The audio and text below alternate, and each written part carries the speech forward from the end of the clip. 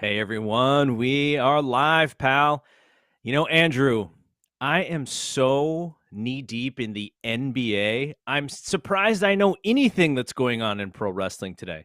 Got my Steph Curry shirt on. Warriors are playing the Memphis Grizzlies in game 2 tonight. So much so, I was supposed to go with Dave to see Mick Foley doing his stand-up routine at the San Jose Improv, and I had to tell Dave when the schedule came out that I couldn't go. So I'm all basketballed out. What's going on with you, man? Are you focusing on anything else like the NBA or MLB, or is it just wrestling? Listen, the Mets are playing great baseball. So, I live couple minutes from the park by train. Tomorrow I was actually supposed to take my son for his birthday to the Mets game, and we're rained out. It's going to be a terrible day. So, we're not going next week. But I'm watching a lot of baseball. I'm also knee deep in my clients for like the shoot gig. So, Yes. it's been crazy. Like my wrestling actually, I think I'm on the same boat as you.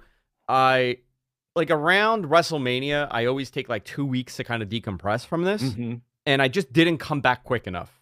Now I'm back, but it took me like another week to kind of get things going. I didn't feel good. Easter came, there's like so many moving parts, but a lot of exciting stuff starting to happen again. You know who else is decompressing and it's taken him a little too long is Vince McMahon, because WrestleMania Backlash on paper sucks. What is WrestleMania going on with Backlash. this Well, card? dude, I don't know. I don't know why the WrestleMania name. Like, you know that this is a non-wrestling person that came up with that, right? To call it WrestleMania Backlash. Like, you could tell that it was a corporate decision because the WrestleMania name has prestige to it, and it's Yes. going to trick the casual fans into thinking this is at the same level of WrestleMania. I don't know. I hate the name, but this card really is lacking. And the pay-per-view's on Sunday. The pay-per-view's on Sunday. It is also Mother's Day. I think you knew that. So I'm not helping you out here, but like, Thank you for the help. maybe others out there were like, "Oh, it's Mother's Day." So like the idea, and this I don't know why we're surprised that this happens. Right? You have this from January when the Royal Rumble happens, all the way through WrestleMania. Just so much focus, so much attention. WWE kind of feels a little hot again come WrestleMania season. And right after, the day after WrestleMania, and we kind of talked about it, how that Raw wasn't even a thing anymore. Raw after Mhm. WrestleMania, kind of dead. But Cody is in, right? And he should feel hot. He should feel like a big deal. But because the product is so lackadaisical right now, and I sent you a note. I forget who does the report on F4W Online for Raw, but they did a little time Oh code yeah. of when the main event, the first entrances happened on TV until the match actually started. It was over 15 minutes from that Dude, read time. it. Read what you sent me, because you sent it to me, and it's as absurd as it sounds. Like reading it Yeah. like I don't. They put this on paper, right? There is no Yes. good to this being on paper. So we start Yes. off at 10:29, Garrett. So pick it up Yes. from 10:29 p.m. So from 10:29, Becky Lynch enters the ring. Commercial break. 10:34 p.m. 24/7 title segment recap. 10:37 p.m. Rhea Ripley and Sonya Deville enter. Liv Morgan, Asuka, Bianca Belair enter. 10:40 p.m. commercial. Of course. 10:44 match begins. So it was exactly 15 minutes. And I Yeah. want to give the proper credit to the writer who was recapping that. It was Steve Kahn. Steve Kahn, Okay. who writes the recap on F4W, did that those time cues. And it's like, now this is just kind of what they do. They're stretching to the 3 hours, right? You have video packages. You probably didn't have some commercials earlier in the show, and so you have to kind of power them through in the end there. But imagine sitting through that live, and on the other channels, this is the playoff season, so you have 2 playoff games going on. who sits like the people? I mean, I would love to see if there are any people in our chat who watch Raw live and don't have any fast forwarding or catching up, because man, there must be a second screen experience, right? It must be like, oh, when it goes to commercial, then I'm on Twitter, or then I'm on Facebook or on Masochist. TikTok or whatever it is, right? Because I don't remember. I remember watching one Raw live with Dave. This was like 3 or 4 years ago. And, you know, because the whole thing about he used to lift weights during the segments and stuff.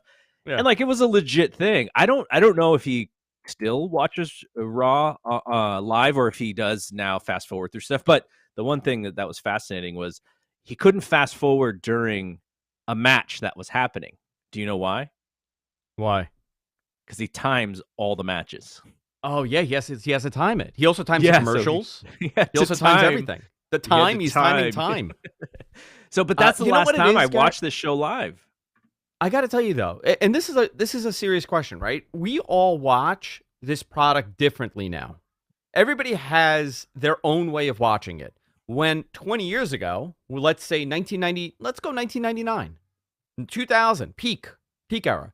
Everybody was watching it pretty much the same way, right? Yeah. DVR wasn't necessarily a thing. You had some people watching it, post on, VHS, recording, whatever. I may have had a TiVo back then, but like the 99? early TiVos. I think I had a DVR like 2002 or 3. They were doing like testing in my area. My town is always like the test bed. At the time, it was Time Warner Cable. Now, what is it? Spectrum. We were always the test bed for it. So like we got stuff first. And I remember having a DVR like 2002, 2003. Before that, I was doing a VHS. Out of the, let's say 6 million people that were watching Raw, or 10 million, depending, in and out, how many of those people were actually watching on any kind of delay or the next day? I would say not really. This was must-see TV. And is it that when you have to watch something live, you are more inclined to enjoy it more because you have no other way of watching it. You can't get a recap anywhere else. Was that the better way of watching it? Did you enjoy the product more that way? Or is it now where we could watch at any time? Is that changing our perspective of what is actually happening on the television show? I'm not using this as a defense for bad TV or a defense for why I don't enjoy it sometimes. I'm just curious if that's been the big part here as to why, SmackDown doesn't have the same complaints, right? That Raw does, but SmackDown still gets some of it. Yeah. So I'm curious, and even even AEW with its critics, is the way that we consume wrestling in 2022 impacting our view of what it is? It just becomes, well, I think it's interesting. This is sort of like a chicken or egg thing here.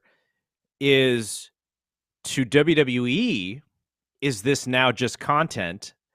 And thus to us, is it now just content, right? Because think of how you watch Netflix. If you and your wife are watching a Netflix show, more than likely you're gonna watch a few of them. You're gonna have a glass of wine. You're gonna watch like 3 in a row. You enjoy the show. It's good quality time to spend with your wife. But it's just content. Very, very few moments when you're watching a Netflix show do you stand back and you go, wait, I want to let this breathe. This show's so good. Let's talk about it. Let me go and talk to somebody about it. Very rarely do we do this, right? Everything is so much just content. Now, HBO is actually pretty interesting because they still don't do the binge model. So HBO shows I feel like are a little bit more prestige, at least to their fans. And so you still have some of that, like Winning Time, the show on the Los Angeles Lakers. I'm behind a couple episodes, but what usually would happen is you'd watch one, and then I know the real story because I've read the books and everything where that source story comes from. And so then I'd go with my friends and we'd talk about that episode, and I go, okay, yeah, this didn't actually happen this way, but this did happen this way. And that's how you would sort of talk about a show. Who talks about wrestling that way anymore? Right? Yeah. Maybe if you're in a group or if you're on Twitter and you're kind of watching it, you can kind of comment on it. But I have a group, the Fight Game Media Network Facebook group. We have like 350 people in there, and there's a Raw thread every 5 o'clock on Monday Someone, Buddy Daniel puts the Raw thread up, and then you see the comments trickle through. There are maybe 2 or 3 people watching live, and then by the next day, you start seeing more comments trickle in because then people are kind of catching up. No, I agree with you. I think that is a big problem. I don't think most people are watching live, and I have the same exact thing. We have the Madman group on Facebook. It has like 14,000 members in it. Yeah. However, when we used to do those live, like our producer sets it up still every week. You know, there's a live whatever SmackDown, Raw, Dynamite. Yeah. Raw would get like 300-400 comments. Yeah. I don't know how many people were doing it, but we would get 300-400 comments. Now 125, and it really, I mean, that says a lot about the interest in must-see TV. But I think what it also means is if you are a fan who is not that dialed into the product, you're somehow the word casual fan became like this really bad word to fan. Like people, we can't measure casual fans, like this whole thing. But I don't get it. Everybody's a casual fan. Right. But so let's say you don't watch week to week. Is it better for the viewer to just be able to drop in and really not miss anything because nothing, I'm watching, I always bring this up, 1998 Raw because I'm doing a Patreon thing on 98 Raw. Like you can't blink during that show because so many things are happening and the segments are moving so fast. And sometimes AEW can be like this where it's just like moving. But if you missed a show, they do a pretty good job recapping what you missed. But, if you miss Vince McMahon in Austin, you're like, oh, man, I can't believe I missed that. I'm not missing that again, just in case. Today on Wrestling, how many Cody and Seth segments have we seen since Cody debuted? They're in the ring together talking every single week. Yeah. And are they advancing storyline? Not necessarily. They're just performing because they're good performers. And so if you miss that, maybe you go to YouTube and you're a Cody fan, but you ultimately don't miss anything if you miss the show. And it's a little easier to keep up with, I guess. So that's maybe a positive, but you're just not hooked every segment like we were, 20 years ago or not longer than that now. But well, you have options, right? Like I could go on Twitter and get a recap of it happening to the second on Twitter. Yeah. To the second from WWE, from AEW, from fans, from journalists. I mean, there's so much coverage where, like, I'll give you an example. I was at a wedding this weekend, and we were like, everybody at the table knew what I do, right? And they were so fast, and like all the guys, they were all asking me about wrestling. Knew what you do here or in your shoot job? Both, actually. Okay, so you had questions about both. Both of them. Yeah, I was doing a Q&A. It was like a whole thing. I did an AMA. It was like a Reddit AMA. But we were talking about wrestling. These guys knew everything that was happening. Okay. Yeah. They're like, oh, so Cody went. They wanted to know about Cody. What happened with Cody? What happened with this? I could tell you, not any of those people at that table watch wrestling even twice a month. Right. But they know everything that's happening. They're following it. They're still watching clips. They're still reading the articles. One guy at the table, he was telling me, it's like, oh, I just go to Wrestling Observer and I get all the information there. Or I go to Wrestling Inc. and I get all the information there. They don't need to. I know, he's a subscriber too. He was at my table. It was nice. I could tell you that these guys, they follow it. They're following it as a casual fan, right? Let's use that term. However, they're not watching. Yeah. That's interesting, right? You don't have to watch the television to completely follow the product in the way that you want. That's fascinating to me. Yeah.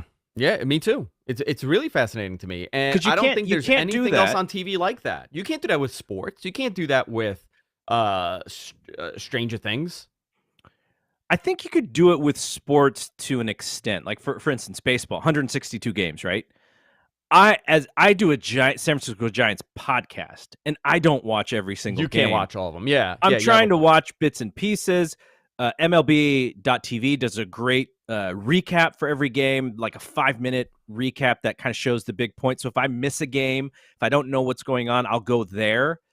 But if I only followed through the results, there are tons of things that I would miss as far as what's going on in the field. So to that extent, you're right. You kind of need to watch the games. But would you have to watch Raw to really know what was going on with WWE? I don't think so. Yes. Us. Well, for us to talk our about followers, it, for sure. Yeah. Yes. But for your our friends, are fans of F4W or listeners of my show, whatever. We have fans. Not us. Uh-oh. You just went away. What happened? Who did that? Are you there? There you are. No, I'm back. I was like, what happened? I got cursed by Danhausen or something. You got the spooky numbers. I think for our community, that's a better word. Our community. It's we watch it because wrestling is an identity that we hold, right? Like you're in this chat. Guy in the chat room, Cadillac Carson. He watches Mat Men, he watches Observer, he watches We're Live Pal. He's gonna watch Raw. Yeah. Or suffer and suffer through it if he's not in it, because it's part of your cycle. I think for these guys, they don't need to watch it because they just go on YouTube and they see that 7-minute Austin skit or Cody and Seth in the ring, if that's what they want to see. Roman Reigns doing something. You consume the must-see moment and you're done. Yeah. It's an interesting thing. And maybe because of the way the audience is, that's why WWE has to do that with YouTube and Twitter and all that. It's because, they know how long a fan is watching. And so thus, if we're going to get that person to watch that on Peacock, they got to pay their $10 to watch on Peacock. We need to give them some other stuff because we know that they're not all watching live or even on the DVR. All right, let's talk about this Backlash show. Now, we don't have to spend a whole lot of time on it, but, they were promoting the RK Bro versus the Usos match, which was going to be belt for belt. And it's sort of similar to what they did with Brock Lesnar and Roman Reigns at WrestleMania. And then all of a sudden, on the last SmackDown taping, because they taped 2 SmackDowns 2 weeks ago because they were overseas, there was some chaos with Drew and with Roman, and so we thought, oh, maybe they're going to Drew and Roman now. But no, that's not where they went. They're going a 6-man tag, so no belts on the line. Not only do you not have the WWE belt on the line, the heavyweight title on the line, now you don't have the tag straps on the line either. So it's just a 6-man tag. Now, I will say, this match is probably going to be really good. But what's the hook for your fan base to get involved in this scenario? Now, I have my own thoughts about kind of what they're setting up, and I'm completely fine with it. But what it also means is that WrestleMania Backlash is completely missable. And I don't know if just 4 weeks after we saw Stone Cold Steve Austin come back and have a match, that the next show should be missable. I know. It never should be. Backlash was a big pay-per-view. Historically, Backlash was a really good pay-per-view. It was always, continuing a story or ending a story post-Mania.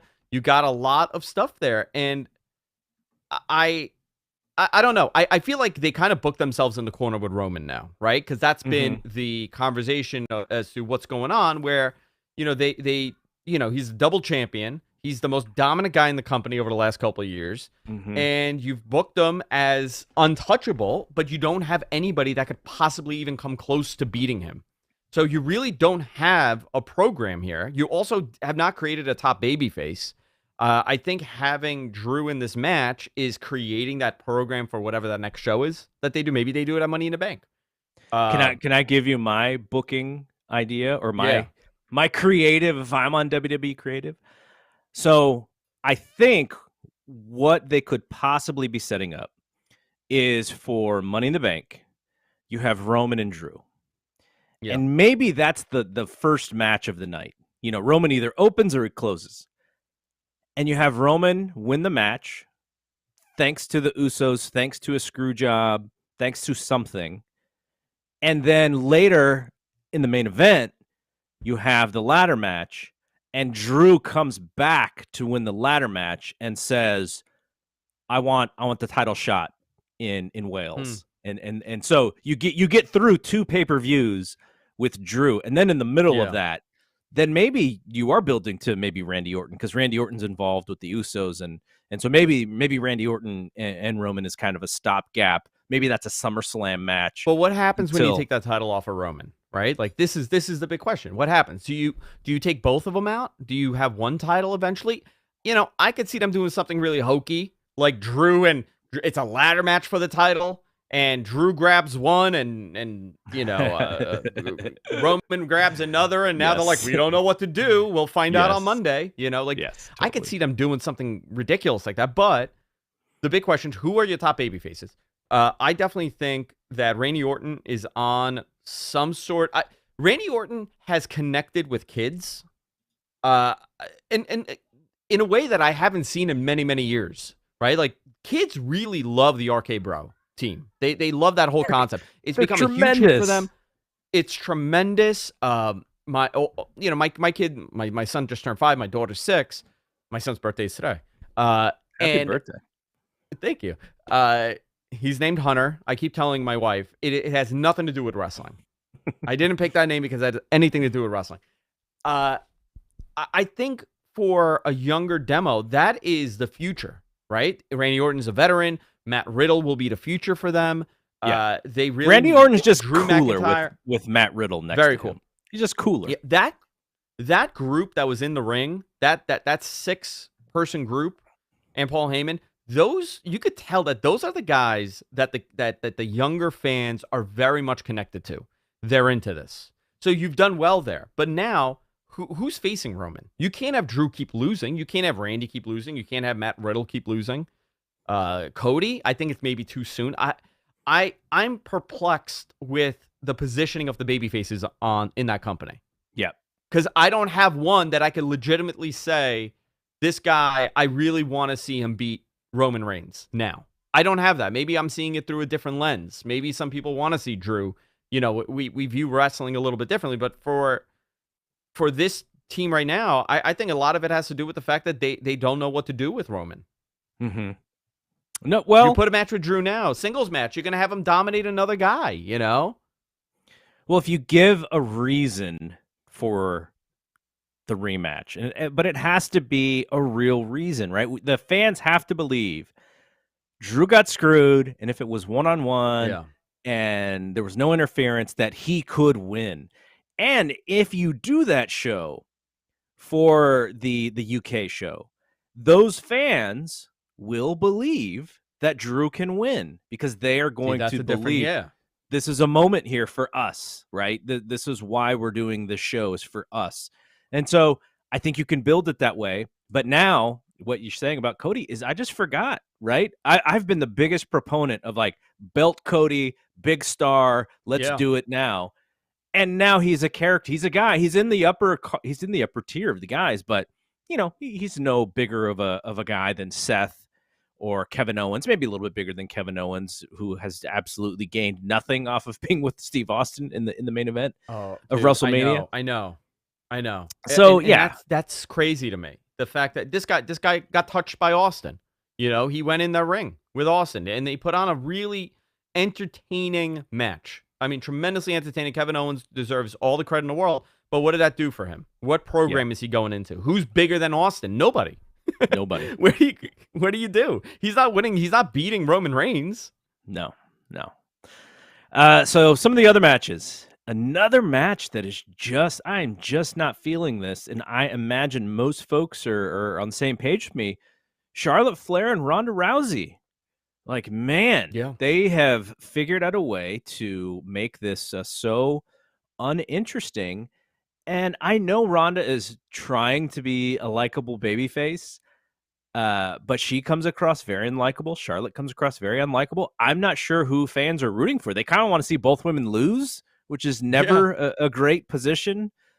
So, you know, I don't know. Maybe I feel like they've been on TV way too much. It was almost like, you know, maybe after WrestleMania, we should have figured out a way to kind of separate them and maybe have Ronda go away a little while. I don't know what the right thing would have been. Well, but what they're doing is not great. No, not at all. And you know, to have a commodity like Ronda get so cold so fast. And it's less her. I don't have the Ronda hate that a lot of people do. I really don't. I think that she's a viable attraction for WWE, a tremendous attraction for WWE and for any company, really. Yeah.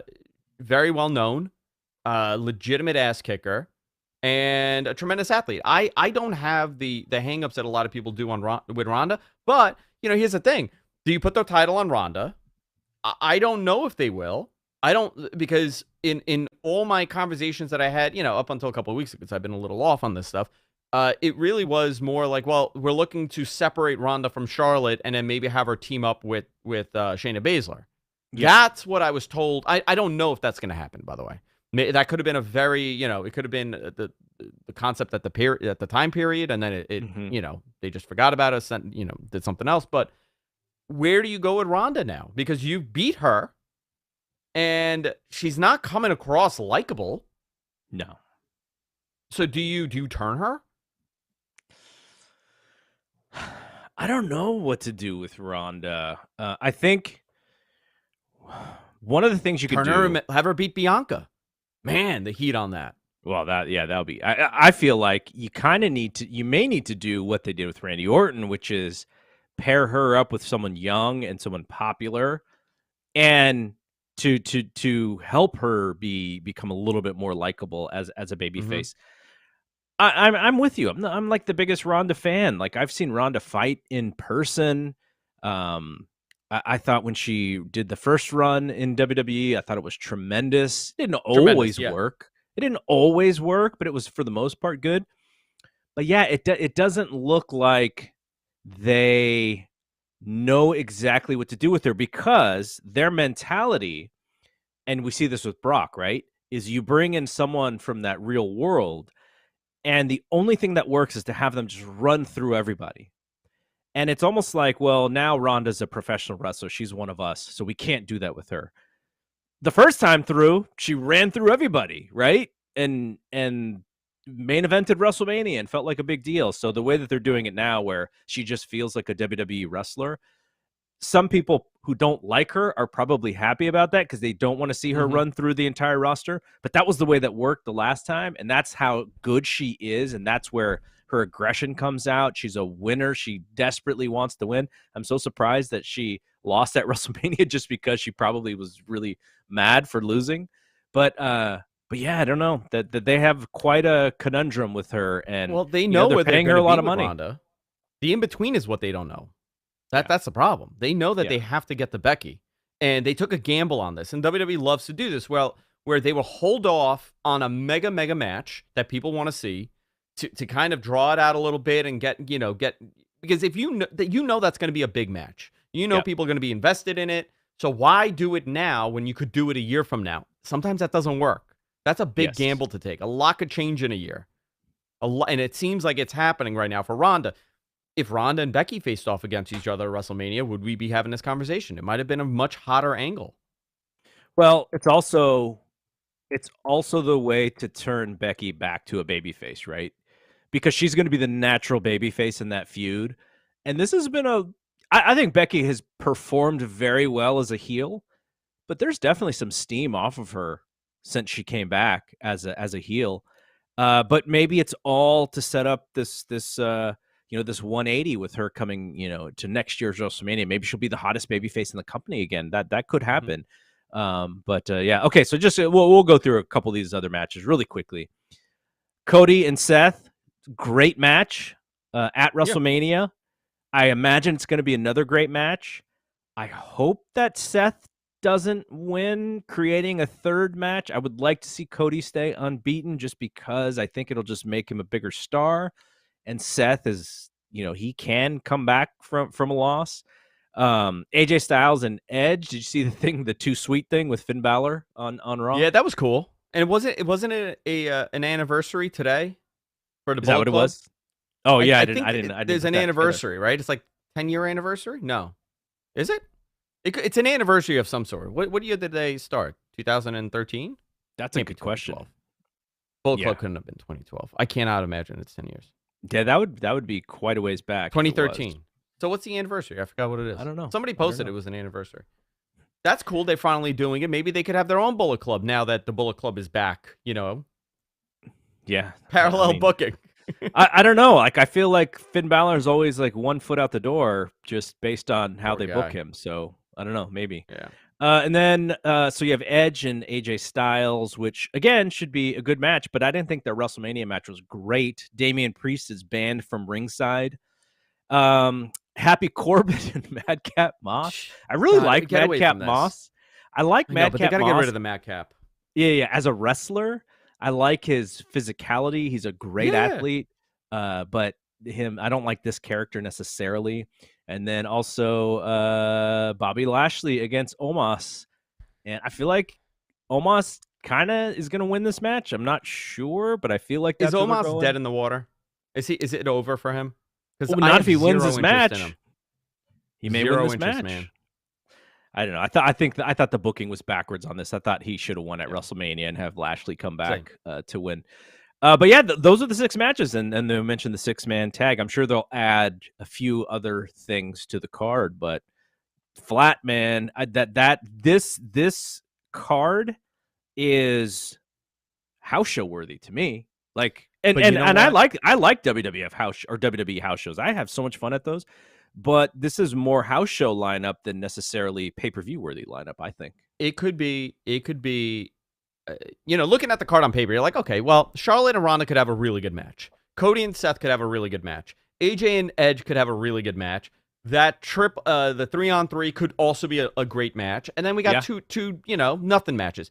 On paper, this could turn out to be a sleeper of a show because of the pairings. But the build to it, right? Like the story build to it has been what's lackluster in my opinion. Not the actual matches, because these are all hyper talented people.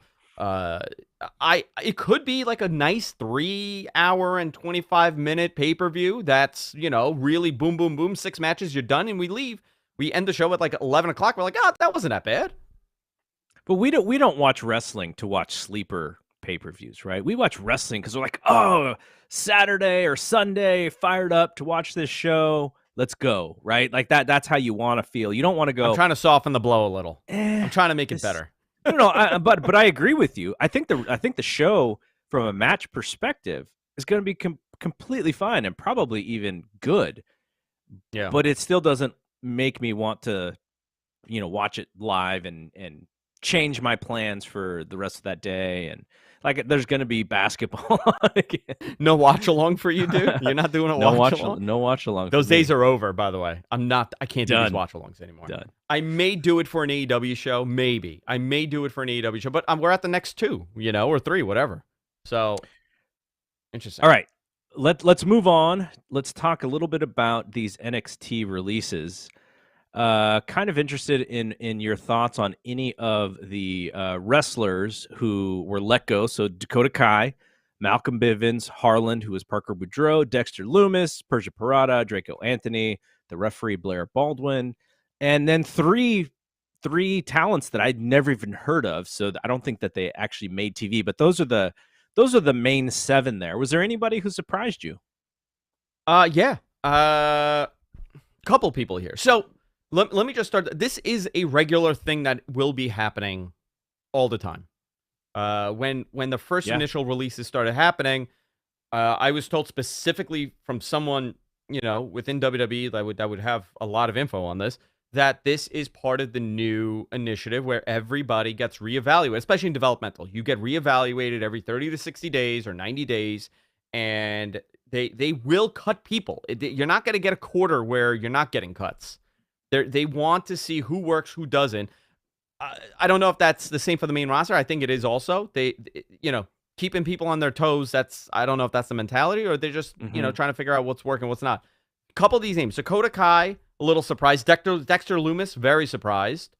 Harlan, and you're surprised because these people are in programs, or because you think that they have some value to end up at the main roster? Well, I think Dakota Kai, like Malcolm Bivens, I think it was a big mistake for them to release. Can I say a huge fan of his. I think he's my favorite promo in wrestling today. Oh, me too. And for a long time, I would see him in Evolve for years. over here, like I don't know if that's Seattle's Defy or California's PWG. I guess Evolve was something like that on the East Coast for a little bit. Mm-hmm. Bivens was fantastic there. And, it is rare to find somebody that is such a good talker that he's putting, he gets over himself. He's putting himself over, but he's creating the talent along with him. Where in a lot of these managers, in wrestling, they put themselves over and they become the act more than like a Paul Heyman. Paul Heyman is his own entity, compared to somebody, anybody else. Bivens was like that to an extent, but he also got the talent over like a Heyman. I was a big fan of his. I could see them releasing him because they don't believe in managers on the main roster. But Dakota Kai, they've invested years in a lot of, creative into Dakota Kai. Dexter Lumis was in a program recently, and I some of them, the logic I don't get. Like, I'll give you an example. Harlan, right? This dude was anticipated to be the next Brock Lesnar. Yep. Jacked up guy, has that look, has that scary feel. And what did they do? They shaved his head, made him into nails, and he looks ridiculous. He looks absurd. I'm sorry. I'm going to tell you, dude, and nothing against this guy. Young guy. I hope he works on his craft and goes back there or goes somewhere else to become super dominant. They took a guy that was scary and they made him look ridiculous. 100%. Why? That's my question. So releasing him, I could see because they screwed him up. They broke him. 100%. But and he was not ready. Like here's what was interesting. What was interesting is Wrestling Observer Radio, not Monday night, Tuesday morning show, but the one before. Dave said that he had heard that people were not high on him. So he was surprised when he was actually on who, Harlan? Put on TV on Parker Boudreaux. And so what I wonder is if they were like, well, we know he's talented, but he's not necessarily thriving in our system. Let's just put him on TV, sink or swim, and then we'll decide. And that's probably what they did. Maybe that's what they did, and they just decided that he was sinking. Or, I think a guy like him, I got the best booking for him. Have him go to MLW for a little bit, work with Court, develop something, become a big dude. They already got a big jacked up guy over there he could feud with and do something with and get over a little bit. You could do something. I think he'll have a future if he wants to in wrestling. He's very young. I don't know how good he could become, but I think as a character, he's intimidating. There's something they could do with him. I was just very surprised by the you know what? I would say Dakota Kai. Dakota Kai would probably shock me the most. So do you think anybody from that list is on AEW's radar? I think AEW needs to worry about who they have already. I think they need to concentrate on the talent that they have and develop the talent that they have. I really don't see, anybody that they should grab and develop now. I think some of these guys, they need to go and do their own thing and see what happens. Their rosters are already very big, and I think a little too big for AEW. I would grab Dakota Kai because I think that their women's division needs to continuously improve. And she's a really good wrestler, and they need good wrestlers, especially because one of their top stars is very green, and she's always going to need opponents who could have good matches with her. So I would definitely snag Dakota Kai, and I would snag Malcolm Bivens because, and this is not as much a racial thing as it is a representation thing in wrestling. As wrestling evolves, and AEW has some people of color. There's a group that you could put together for representation. Malcolm Bivens would be a great mouthpiece for some of the groups that it looks like they may be putting together, and I think he's fantastic. And this is not saying that he only has to be with African-American talent. That's not what I'm saying. What I'm saying is if you're going to have more representation, the mouthpiece, the manager we should also see representation there. So he's great. I would sign him also immediately. And look, Malcolm Bivens is Ring of probably Honor. not going to break the bank when it comes to how much he is going to cost you, right? Yeah. But he's I think he'll be one of the more valuable bang for your buck talents that you could possibly sign. People were shocked. I posted on Twitter when the releases happened. I was like, oh man, Bivens. I'm like, what a hyper talented guy. I mean, amazing. And people were like, really? Like, that's the one that stood out to you for the release? I'm like, yeah, because I've Yeah. seen him. I've seen him for years, for almost, 7 years, 8 years, whatever.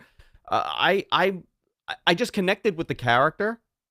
And sometimes and that's good enough, for me. I connected with the character, and I thought that and by the way, he's super talented. Ring of Honor could benefit from him for sure. Yeah. All right. Whatever they do with that product. Did you want to drop the news that you just sent me about that Raw number? Yeah. Let's talk about it. Where is it? So I'll just give just for context. Last week, Raw did a 0.44, 1,613,000. The week before, 0.47, 1,648,000. So on the decline, especially since WrestleMania, right? That WrestleMania after the Raw after WrestleMania did 2.2 million, 0.63. So last night's show, according to the number that you just sent me, 0.38, 1.5 million. So on the decline, and a lot of this is going to be NBA, right? This is playoffs. We see this happen during football season. So not to be super surprised. And I don't know. I feel like that show wasn't extremely newsworthy in any way. So I don't know if they sort of knew what was coming and they're saving up some stuff for the Monday after Backlash or whatever it was. But yeah, not a good number for them, but sort of predictable, I would say. Yeah.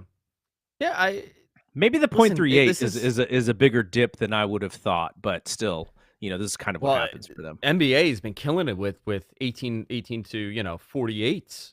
I mean, it's been astronomical numbers this year for the NBA playoffs. So, listen, this is the state of cable TV. I don't think it's as terrible as it is. If you look at cable television ratings as a whole, I mean, WWE and AEW are like the two top products. I mean, up there consistently, 52 weeks out of the year, they're able to draw a million plus. That's very. I mean, there's nothing else like that on television, and I think that's where the value is for these things. I don't. Again, back to the first conversation. People's viewing habits have totally changed. It's all over the place. Yep. Okay, so last thing here before we get out of here, we got about 15 minutes or so. And I wanted to ask you about something that you had mentioned to me, which is the idea that maybe Warner Media has a piece of AEW. And I think this came from a Brandon Thurston podcast. He didn't say this, but I guess there was some wonder that they would possibly have part of the company. And the reason why we're talking about this stuff is obviously, the next rights fees coming up, and then Discovery and Warner Media Brothers are now a combined company, and there's layoffs going on, and Discovery's talked about, not wanting to do scripted shows, any new ones, so they're cutting budget and everything. So how does AEW fit into that? And then there's also this idea that maybe Warner Media has a piece of it. So what do you think about all that stuff? Yeah, I think this is all very interesting, and this all started by a couple, the merger, pretty much. They decided that they don't want to do new programming. They're cutting back on costs. There are people getting released. So people started getting nervous that, okay, well, AEW has a contract coming up in 2024. What happens to AEW, right? I don't see them getting canceled. Let me just tell you that. Based on every conversation that I've had with, I know a lot of the sales guys. I know some people on the marketing team. It's media. So you know people. Some of them know. Some of them don't know. Some of it is an assumption. So it's very difficult. But I haven't heard anybody say, oh, yeah, they're in danger. All I've heard is their numbers are great. They're very satisfied. Warner Media is very satisfied with AEW, the product that they have. It's cutting-edge programming. You see the bicker online as to there's too much blood or they're cursing.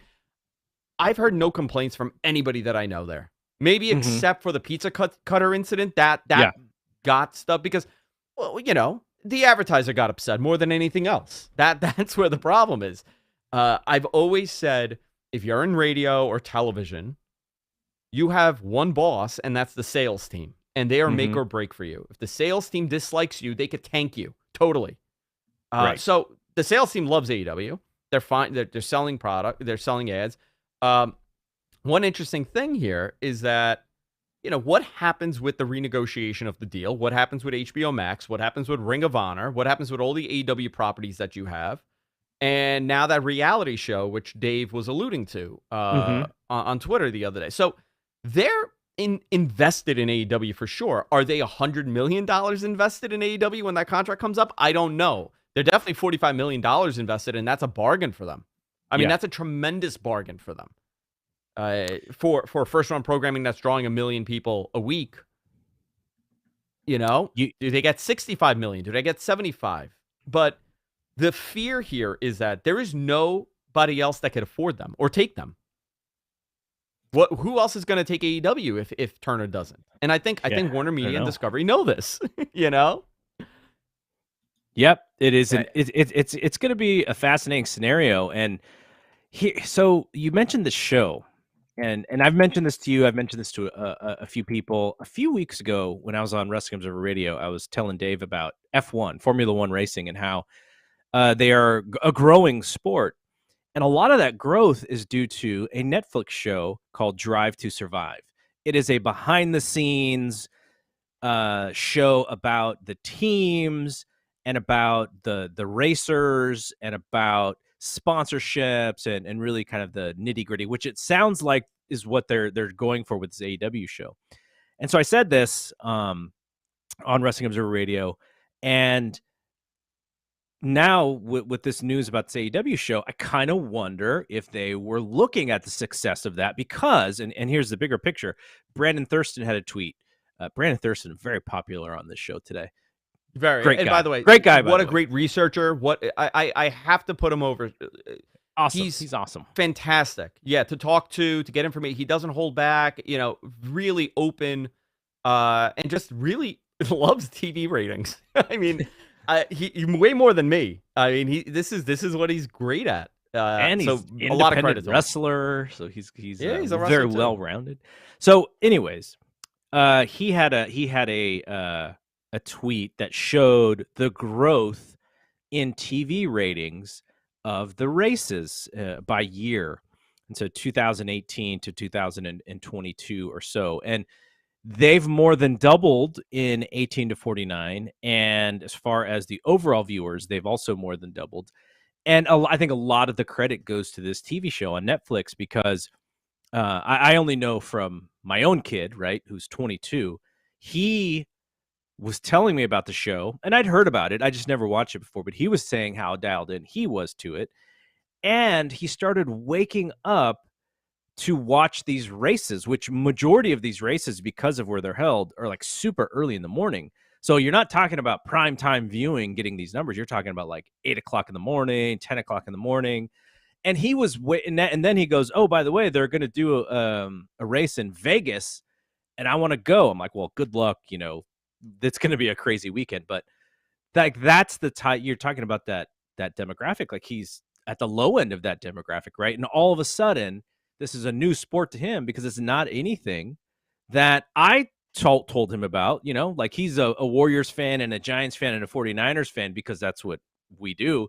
But this is something completely independent of me because he started watching this TV show. So I think that's fascinating. And I think it's an interesting model for AEW. Like this show has to be behind the scenes. It has to be like docu-series.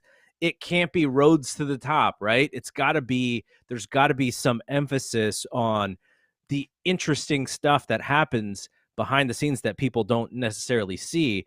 And in addition to getting over the big stars and getting to know these big stars a little bit more, like it's a challenging thing, but I'm thinking HBO's Hard Knocks 10 years ago, when that was must-see TV for football fans. It's not as much anymore because, you're not showing as much of the, I'm sure the NFL doesn't want everything shown and maybe 10 years ago, 15 years ago, they didn't care as much. But like, it's got to be that kind of thing where you're like appointment TV. Like, I got to watch this because this series is the coolest thing on television. like this Drive to Survive show. So that's my thoughts on what that could possibly be, and what I hope that they get some. I hope that they get some gain out of it, because I'd love to see them utilize something other than sort of traditional pro wrestling marketing or advertising. Like let's go and see what else is working in sports and how we can utilize those things. Yeah, I think the other thing here is that you're adding another property to the AEW lineup. And, when you're creating that streaming service or whatever you're going to put them on, let's assume it's HBO Max, right? You're going to have to develop more than just one thing for them if they're going to have like a little section for AEW.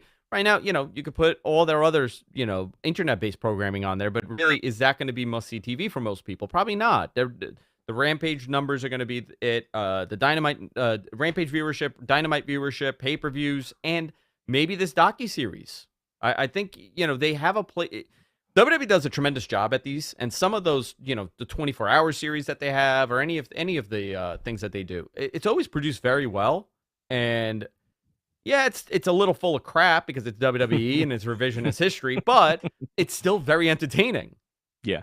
And if AEW could do that, they may have something here that it's going to engage some casual people to watch it. So last piece of news here, and then we'll get out of here. But when we were talking about the NXT cuts, the person we didn't mention, Sean Ross Sapp, reported that Roderick Strong has asked for his release. And also, and this has been very interesting to me, is that, they've tried to change his name, I guess, and he's been against that. And he's been just vocal in wanting to leave. Now, you just mentioned that the AEW roster is there's a lot of people on it, and they're not doing everything with everybody. But would that be a talent that you would be into them bringing? Roderick Strong joining the current undisputed elite. I mean, he could have. He signed a new contract recently. He has many. I mean, he has multiple, a year or two at least. Maybe 2 years on that contract? He just signed, didn't he? When everybody left, yeah, I don't know. He stayed. So that would have been when? Like less than a year ago, he signed a contract. So I don't know what the terms are. I think Dave assumed he had some time on that deal on Observer Live, Observer Radio. So listen, was it a bad choice for him? I don't know. I think he had a different idea of what was going to happen in NXT when he re-signed. I don't think he thought that they would want to turn him into a manager and change his name or whatever they want to do with him. A guy like Roderick Strong is a fantastic worker, but he'll never be world champion in that company. I mean, that's the reality of it. They're look at who they want as their world champion, and Roderick Strong is super talented, but it's just he'll never get an opportunity there, like in that positioning.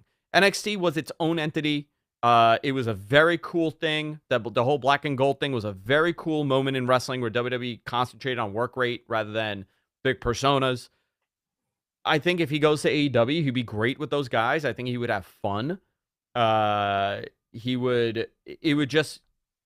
He probably would enjoy it more, but I don't know. Where does it go from there? You know what I mean? Like, I think I'm sorry, in the WWE side, like, where does it go? What do you do with him? You're going to bring him to the main roster and do what? What is he going to do there? He could be like Butch. They lost him. They got to find him. He's missing. We got to find Butch. He's missing. We got to find Butch. Yeah, we got to find Roddy. You find his little shitty boots on the steps. Like, where'd he go? So I actually had this might have been like 10 years ago.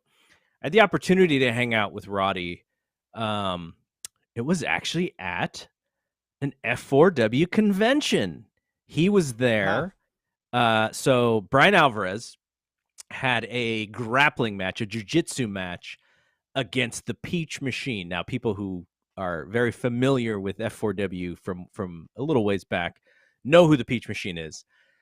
So the Peach Machine brought a couple of folks with him, one being Bryan Danielson. And if you heard me with Bryan Danielson on Wrestling Observer Radio, me and Dave, I reminded him of this moment of when he came to the F4W convention. So Peach Machine cornered in this jiu-jitsu match by Bryan Danielson and Roderick Strong. So Roddy was there as well. Brian may have been cornered by Vinny, I think. What year was this? And the rest of us. This had to be like 10 years ago. It had to, like, maybe even, I don't know if it's more than 10. I'm not exactly sure. Pre-Zarian. Pre-Zarian, yes. So do this grappling match, and it was kind of a fun event. So anyways, it was me and the Peach Machine and Roddy, and there was probably a couple of others, and we were just walking around one of the casinos, just chit-chatting. And like that version of Roderick Strong, and maybe it was because I'm not in that business, right? So he had to kind of come off a little bit bigger than life, but his personality was so big. Like, it's not the Roderick that you see on TV right now. And then again, before, he's now a family man, he's married, he's a kid, homeowner, all that stuff. This is before. But I always saw him and I was like, wow, like, I never realized that he has this giant personality that he does. But he doesn't really show it on TV. Like, you don't really see him cutting promos. There was that moment when they were doing the thing with Dexter Loomis where his personality, they were trying to make him funny and it just wasn't working. But all that being said, which is, we see the very serious worker, working shoes, Roderick Strong. There is a personality in there somewhere, because I saw it, and, maybe you got to give him a drink or something, but like, it's there. And I think it's interesting that he hasn't really shown that side of him in his current, in NXT right now. And so I don't know. That's just an aside, but I did get to hung out with him for like 4 or 5 hours, and pretty cool guy. But this was way before his family man days. Yeah, I would say that the dude is fantastic. I mean, just such a great wrestler. Big following behind him. Always has been very well respected in wrestling. It's just so sad to me that he wants a release, and they're like, "Nah, sorry, we're just gonna keep you here doing nothing." Yeah, maybe I hope he's getting paid so well. I hope that it's like astronomical money to eat shit like that and be there. Well, I wonder if does his wife have a deal in AEW? What's her status? I saw her lose to Jade on TV. Did she sign? Yeah, I think she signed. Yeah. Okay, so yeah, place. She's been doing the Orlando, the Universal shows. I think she did like stuff. 1 or 2 of those. I feel bad. Like, your wife is in the other company, your closest friends are in the other company, and you're sitting here with Diamond Mine. Yes. I have no interest in. I honestly, and this sucks because I really loved NXT. It's so difficult for me. Like, the Braun Breaker stuff is cool, but just because he's like, you could see a little bit of Scotty in him, and you could see a little bit of Rick Steiner. He's like a little kooky. I'm into it, but other than that, like, okay, you just made one huge star. You're going to take him away soon. They're going to have to. Who's next? Yeah. Yep. Well, good place to end here. We are just about out of time. Every time Brian says that, I kind of wonder, are you really out of time, or do you just want to end the show? So I'm not even going to say that. We're so out of time. We could go for another 15 minutes if we wanted. Like, no one's going to tell us not to. But good time to end. We like to usually cap this at an hour or so. But yeah, so we'll be back next week talking, maybe WrestleMania Backlash is the greatest pay-per-view of all time, and we were just trashing it. Well, but I'll leave my shirt. How about that? But yeah, tons of stuff coming up. The Owen Cup tournament is happening on Dynamite and Rampage. So lots of stuff going on in the wrestling world. For Andrew Zarian, I'm Double G. We'll see you when we see you. Peace out.